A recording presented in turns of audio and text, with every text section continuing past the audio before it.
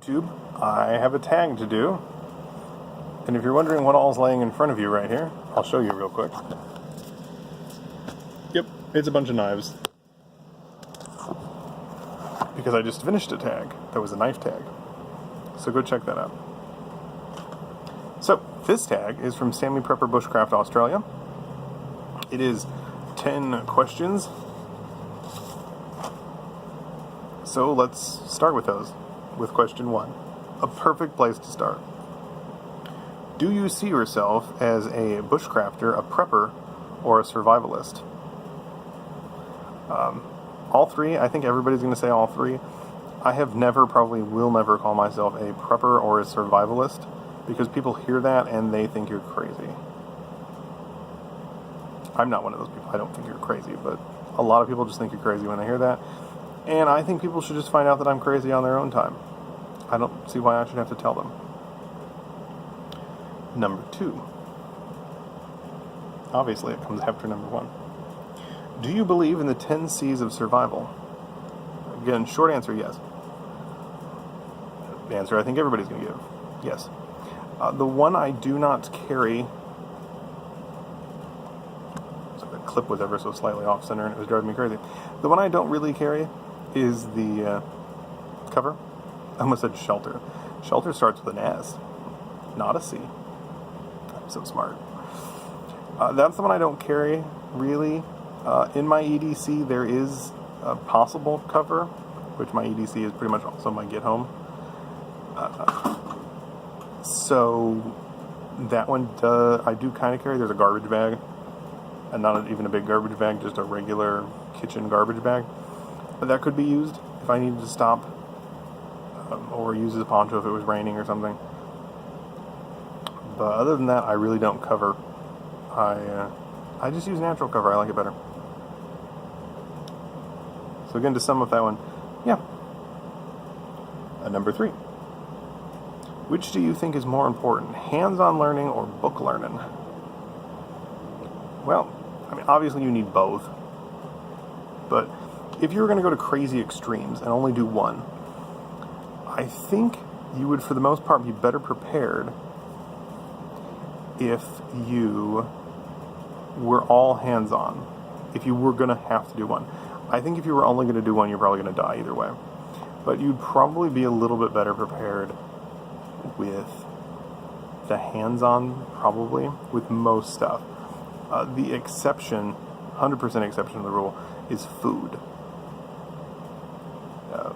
Anything you're going to eat, you should have a good idea what you can and can't eat beforehand.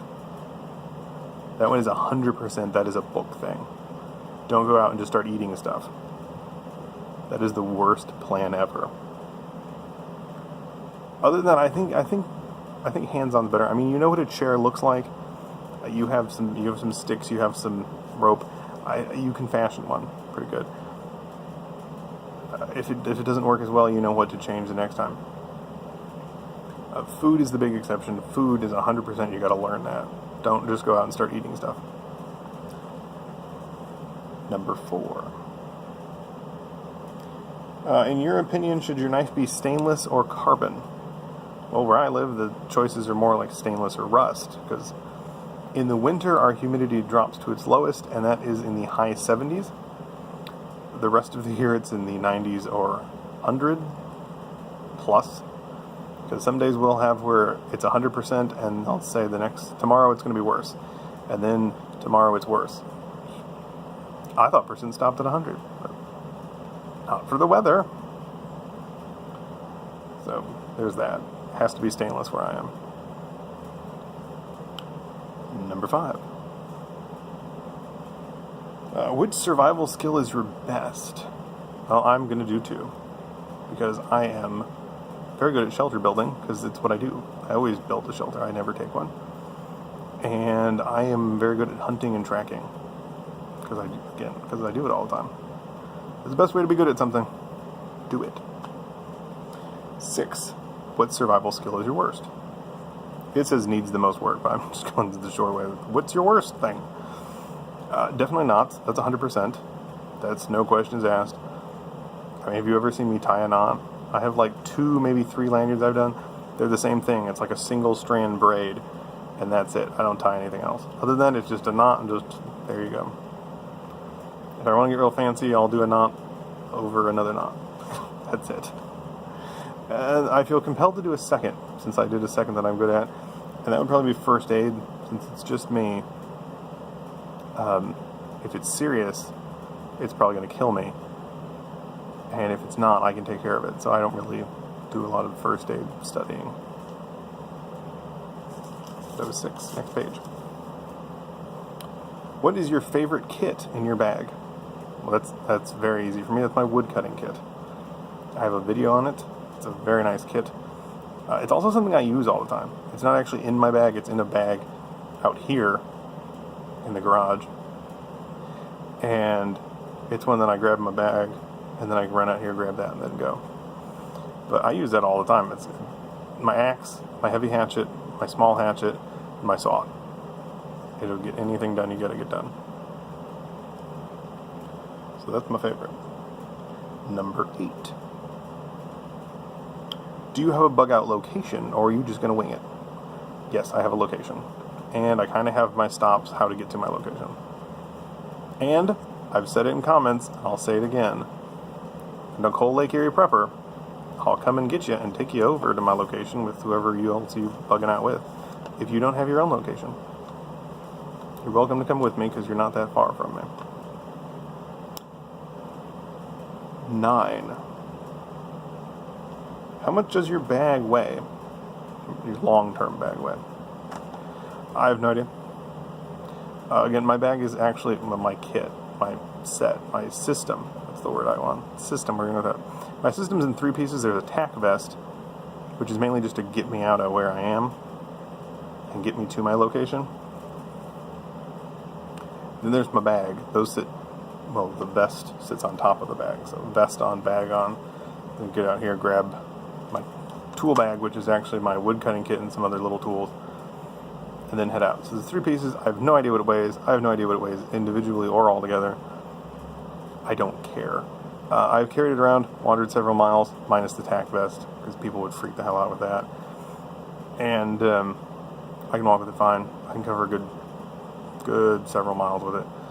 So I don't really care what it weighs. If I can carry it, I don't care what the weight is. It doesn't matter to me. And number 10, your top bartering items. I have a few things in there that I could use as bartering items. One thing's 100% a bartering item. That's a couple of packs of cigarettes. I don't smoke cigarettes. So that's 100% a barter item. I have no other use for those. Then there's a couple of bottles of Jack Daniels in there, the little ones. Those are for bartering, but if I did not wish to be near people, because again, I have an area and it's not people friendly. It's on a hill. It's got marking stones around it, so I know my yardage is. It is very much made for no people. And if I didn't want to fill with people, I could still use those. I could either use the little bottles for first aid or just for fun. And then there's also a couple extra decks of cards in there, so I could trade those off. So that's what I have as barter items. That's probably it. You could also always make stuff as barter items if you have the bushcraft skills, because most people don't. Even a lot of preppers that just have like a bag to go out don't have the bushcraft skills to make stuff. So, don't forget that with barter stuff. You always like make a chair and use that to barter. Spoons, bowls, anything like that. So, those are my 10 answers to those 10 questions. That was phrased really weird. So, I'm going to tag some people. I've already mentioned her, so I'm going to tag Nicole Lake Erie Prepper. Let's see your answers to your questions. And I'm going to tag Sweetest Nightmare. That's it. I'm going to tag 2 people, because I can do what I want. So there. Look at that, people. We did 10 questions in 10 minutes, almost exactly. So, bye, and I will see you in the next one.